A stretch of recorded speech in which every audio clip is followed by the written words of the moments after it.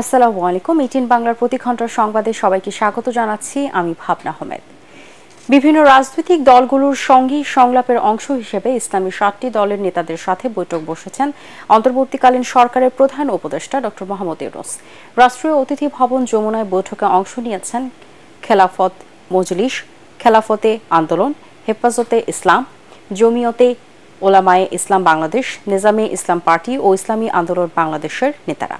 সম্প্রতি অন্তর্বর্তী সরকারের করণীয় ও দিক নির্দেশনা নিয়ে সংলাপের আহ্বান জানান প্রধান উপদেষ্টা। দায়িত্ব নেওয়ার 3 সপ্তাহ পর বিকেল 3টায় এই মতবিনিময় সভা শুরু হয়।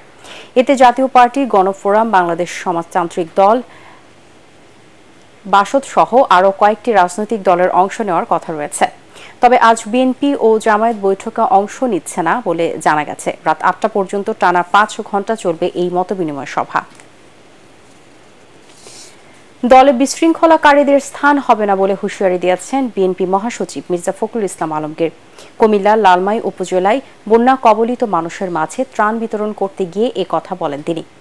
বিএনপির নাম ভাঙিয়ে কেউ চাঁদাবাজি করলে তাকে পুলিশের হাতে তুলে দেওয়ার পরামর্শও দেন মির্জা ফখরুল। ছাত্র জনতার বিজয়কে নস্যাৎ করতে দেশে নানা চক্রান্ত চলছে অভিযোগ করে মির্জা ফখরুল বলেন, এর অংশ হিসেবে পরিকল্পিতভাবে বিএনপির বিরুদ্ধে অপপ্রচার চালানো হচ্ছে। দেশে গণতান্ত্রিক পরিবেশ ফিরিয়ে আনতে অন্তর্বর্তী সরকারকে সময় দেওয়া প্রয়োজন বলেও জানান বিএনপি মহাসচিব। ছাত্র জনতার যে বিজয়, সেই বিজয়কে নস্যাৎ করার জন্য একটা মহল কাজ করছে সচেতন ভাবে। আমাদের মধ্যে আবার বিরোধ সৃষ্টি করার চেষ্টা করছে। আমাদের কিছু কিছু লোকের নামে বিভিন্ন রকম কথা বলে পত্র পত্রিকায় বিএনপির ভাবমূর্তি নষ্ট করার চেষ্টা করছে। নতুন সরকার মাত্র 20-22 দিন বয়স হয়েছে। এটা আমাদের সময় দিতে হবে যে সে যেন একটা সুষ্ঠু নির্বাচন করার মতো পরিবেশ তৈরি করতে পারে। তাই এদিকে রাজনৈতিক দল দেশের মালিক নয়, তারা জনগণের সেবক বলে মন্তব্য করেছেন জামায়াত ইসলামের আমির ডক্টর শফিকুর রহমান। রাজধানীর সেগুন বাগিচায় সাংস্কৃতিক ঐক্য ফ্রন্টের সমাবেশে তিনি এই কথা বলেন। তিনি বলেন, 15 বছর পর দেশের মানুষ ও গণমাধ্যমগুলো এখন স্বাধীনভাবে কথা বলার অধিকার ফিরে পেয়েছে।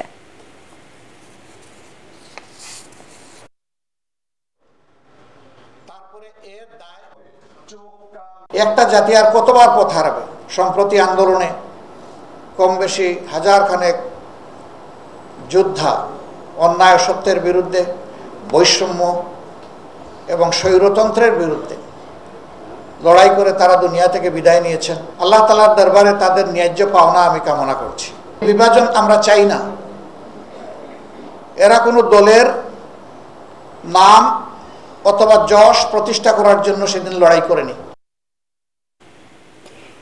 একই ব্যক্তি যাতে দল ও সরকার প্রধান হতে না পারে সে বিষয়ে সাংবিধানিকভাবে ব্যবস্থা নেওয়ার কথা জানিয়েছেন রাষ্ট্রবিজ্ঞানী ডক্টর আলী রিয়াজ। রাজধানীতে গণতান্ত্রিক পুনর্গঠনের জন্য সংলাপ শীর্ষক আলোচনা সভায় সাংবিধানিকভাবে ব্যবস্থা না নেওয়া গেলে স্বৈরাচার তৈরি হওয়ার পথ বন্ধ হবে না বলে মন্তব্য করেন তিনি। এ সময় স্থানীয় সরকার উপদেষ্টা হাসান আরিফ বলেন, সংবিধান সংশোধন বা পুনর্লিখন সময় সাপেক্ষ, সিদ্ধান্ত সবার মতামতের উপর নির্ভরশীল। আলোচনা সভায় নতুন করে সংবিধান লেখা হলে তার স্থায়িত্ব টেকসই হবে কিনা তা ভাবনার বিষয় বলে মত দেন বক্তারা। প্রতি লিটার ডিজেলের দাম 1 টাকা 25 পয়সা এবং পেট্রোল ও অকটেনের দাম 6 টাকা কমানো হয়েছে। রাত 12টার পর থেকে নতুন দাম কার্যকর হবে বলে জানিয়েছেন অন্তর্বর্তী সরকারের জ্বালানি উপদেষ্টা মোহাম্মদ ফাউজুল কবির খান। খুলনার খালিশপুরে Rupsa 800 megawatt combined cycle power plant পরিদর্শনের আগে তিনি সাংবাদিকদের এই কথা জানান।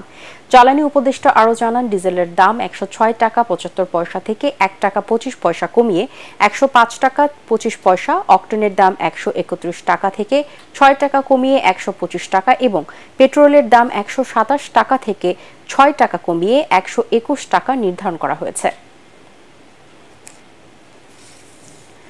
বন্যা ক্ষতিগ্রস্তদের যথাযথভাবে পুনর্বাসন করা হবে বলে জানিয়েছেন দুর্যোগ ব্যবস্থাপনা ও ত্রাণ মন্ত্রণালয়ের উপদেষ্টা ফারুকী আজম।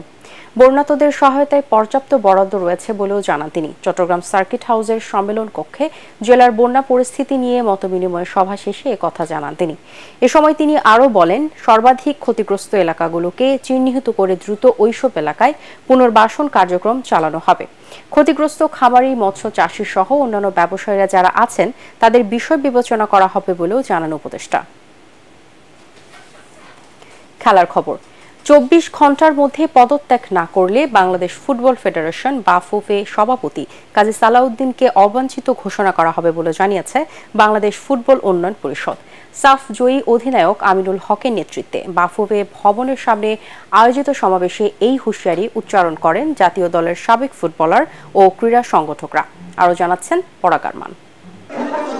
আমার বাবার খালিপা সালাউদ্দিন বারিজা, দুর্নীতিবাদ সালাউদ্দিনের পদত্যাগ চাই, সেভ ফুটবল, এমনি সব ব্যানার ফেস্টুনে ছেয়ে যায় বাংলাদেশ ফুটবল ফেডারেশনের সামনের অংশ। জাতীয় দলের সাবেক ফুটবলার ও ক্রীড়া সংগঠকরা কাজী সালাউদ্দিনের পদত্যাগের দাবিতে মানববন্ধন করে।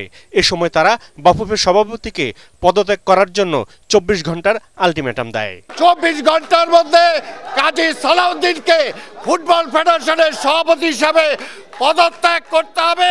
তিনি যদি পদত্যাগ না করেন, ক্রীড়া অঙ্গনে সালাউদ্দিনকে অবাঞ্ছিত ঘোষণা করা হলো। সাফ জয় ফুটবল দলের অধিনায়ক আমিনুল হক জানান, গত 15 বছরে কাজী সালাউদ্দিন দুর্নীতি করে ফুটবলকে শুধু পেছনেই ঠেলে দিয়েছেন। দেশের সবচেয়ে জনপ্রিয় খেলা ফুটবলকে বাঁচাতে তার পদত্যাগের বিকল্প নেই। আগে আমাদের বাংলাদেশের ক্রীড়াঙ্গনকে বাঁচাতে হবে। ফুটবলের কি হবে সেটা আমরা ভবিষ্যতে নিয়ে আমরা কাজ করতে পারবো, কিন্তু আমরা ক্রীড়াঙ্গনকে বাঁচানোর জন্য কাজী সালাউদ্দিনের মতো একজন দুর্নীতিবাজকে অবশ্যই পদত্যাগ করতে হবে। দেশের ফুটবলে সুবাতাস ফিরিয়ে আনতে নতুন নেতৃত্ব চাইছেন সাবেক ফুটবলাররা। আমাদের নতুন কমিটি দরকার এবং নতুনত্ব দরকার। আমাদের এই দুর্নীতিবাজ সুরাশাসক সালাউদ্দিনকে আমরা চাই না। সবসময় আমি প্রতিবাদ জানিয়েছি যে প্রহসন নির্বাচন বন্ধ করার জন্য এই দুর্নীতিবাজদের বিতাড়িত করতে হবে। নারীরা আমরা বিদেশে রেজাল্ট করেছি, কিন্তু আমাদের দেশে কোনো খেলা হয়নি।